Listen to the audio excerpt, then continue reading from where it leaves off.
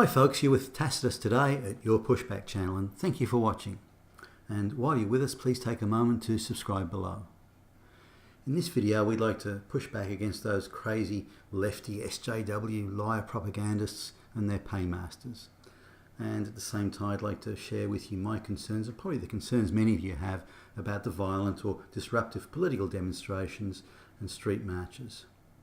What I'd like to focus on is how these marches and demonstrations organised and paid for. You've probably seen in the media those big crowds of protesters and demonstrators around universities and public places. Thousands of them chanting slogans and waving placards. But have you ever asked yourself, where do all these protesters come from? How do they get there? Who stumps up the coin to pay for it all? Maybe you say to yourself, gee, it must be a really big issue if all those people protesting getting so worked up. They must have seriously held views. They must feel really strongly about it to go to so much effort, get up so early in the morning and get out there and demonstrate. It seems like a spontaneous grassroots community outpouring, right? Wrong. Nothing could be further from the truth. Nothing grassroots about it. Many of these protesters are backed by big money. So let's think about this for a moment. It takes a lot of money and a lot of organising over several days to make thousands of people turn up at the same place at the same time, all with those well-made placards in hand. So every time you see or hear of a demonstration or street march, ask the questions. Where does the money come from to do all this organising and transporting?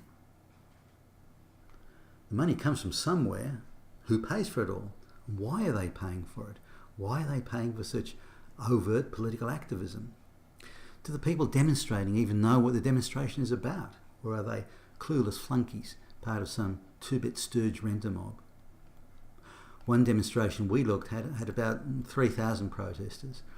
The amount of organising that went into this one demonstration was immediately obvious.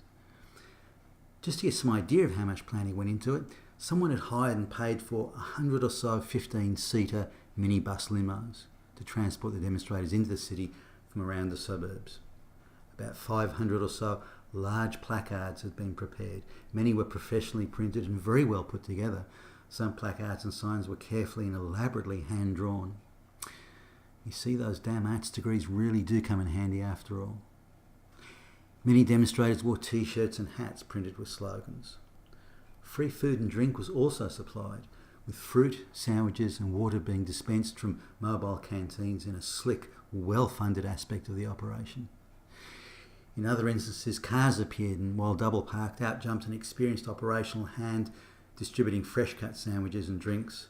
Protest leaders looking more like paid-up professional agitators with well-rehearsed chant slogans and bullhorns, with a nucleus of choreographed chanters attempting to maintain an inflammatory atmosphere and to keep the mob suitably fortified with that manufactured rage of moral superiority and, by contrast, the inferior moral status of all others. Viewing video footage of demonstrations across the nation, a core of frontline agitators can be seen at each demonstration. These same protest leaders shouting and pushing and shoving and throwing objects, moving from demonstration to demonstration. In one video, a man with long hair and heavy glasses in his early to mid-20s is screaming out white supremacist Nazi put-downs to what appear to be the police in an animated and theatrical show. It seems very well rehearsed. The same guy appears again at a march in another city 1,500 kilometres away, this time with closely cropped hair and no glasses, and then 3,000 kilometres away to another city, this time the same guy with dyed blonde hair and a baseball hat. The cost of flying all these trained agitators around, the logistical support for this demonstration, the buses, the signage, the food, must have come to at least $70,000 in 2016 money, just for this one demonstration. But how many demonstrators would actually have turned up if each demonstrator had to fork out for the cost of their own transport and pay for their own food? Was this demonstration a sham in just about every respect? Something's clearly amiss when none of the protesters we spoke to actually knew what the protest was about, or understood the communist Marxist-style slogans they were chanting on cue. We asked why they were there and how it was they clearly knew nothing about the demonstration or any of the associated issues. In response, we got a variety of dark death stares, sheepish giggles and shoulder shrugs. The best they could come up with was that someone they knew had said it was really important to come along, but they didn't know why and they didn't ask. Others said they were protesting against something really bad, but couldn't remember what it was. They tried to ask people near them if they could remember why they were there and what they were protesting about, but no one seemed to know. Some suggested they only came along in the optimistic hope of picking up a sexual partner. Maybe that passion-invoking 1930s communist recruitment slogan is true.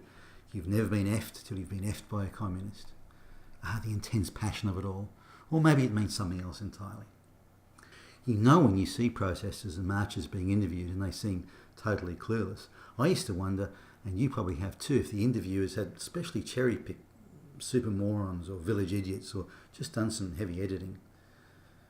But the marchers we saw actually were morons, and they'd come along for reasons they didn't even come close to understanding. What's more, they strangely don't seem to care about the facts. It was all about how you feel. Of the organisers and chant leaders, many haven't been flown in from interstate and elsewhere, and most of whom are on a payroll of a union or an NGO or from academia or some other front organisation. They could spout a prepared short canned speech about what was supposedly going on, but beyond that speech they also knew little or nothing of the issues they were pretending to be so passionate about.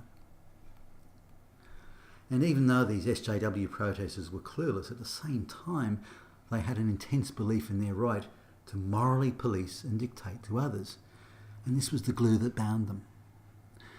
The chant leaders and crowd agitators also had well-prepared and very well-rehearsed repertoire of defensively pugnacious denunciations and put-downs. They were morally superior to a fault. Just by asking if they knew why they were there, we got a bag full of condemnations, including fascist, Nazi, and a very predictable 5 Hitlers. Not one demonstrator we spoke to, and particularly those uttering Marxist slogans, had even heard of Leon Trotsky, or Bronstein as he's better known.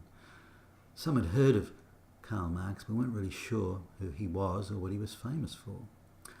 One protester who had never heard of Karl Marx even asked me if he's one of the other demonstrators there on the day.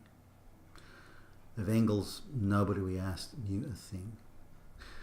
Arguably 1/3 of the protesters had been given time off with pay to go and protest, so they suggested from their jobs in teaching institutions, union offices, NGO offices, and various activist front groups.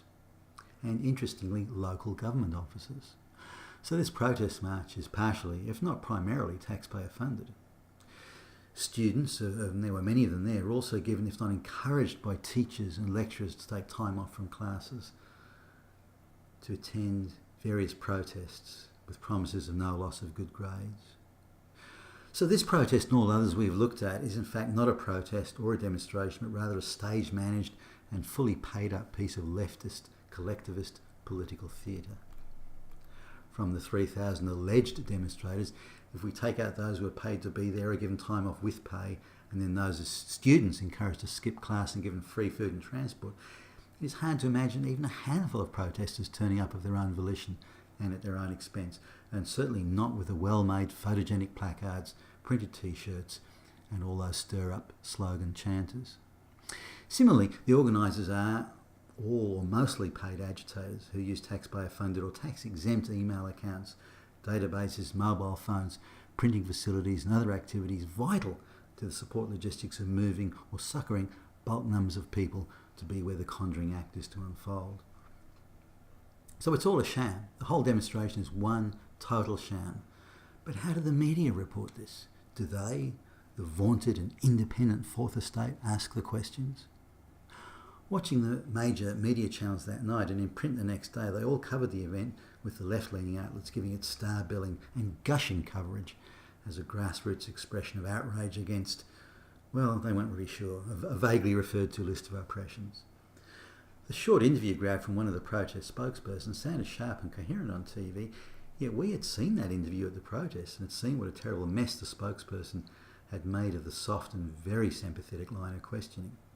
The media outlets had spent their time editing that interview to make the spokesperson appear knowledgeable and committed, and by extension, the protest to be sensible, reasonable, spontaneous and grassroots. Why would they do that when it was clearly none of those things?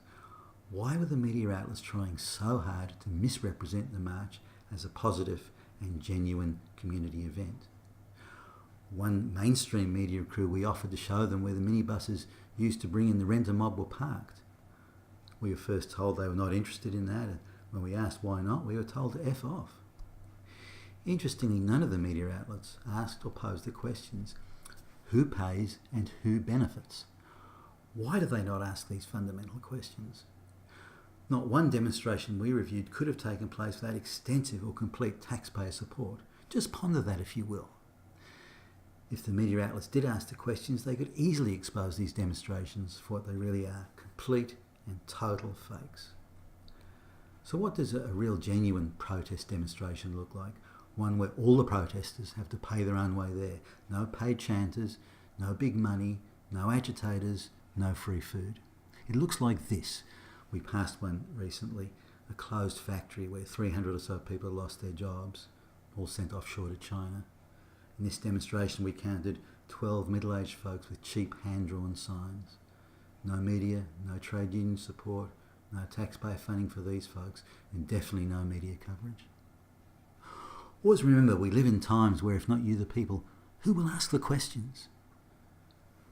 This is Tacitus Today at your Pushback channel, and thank you for listening.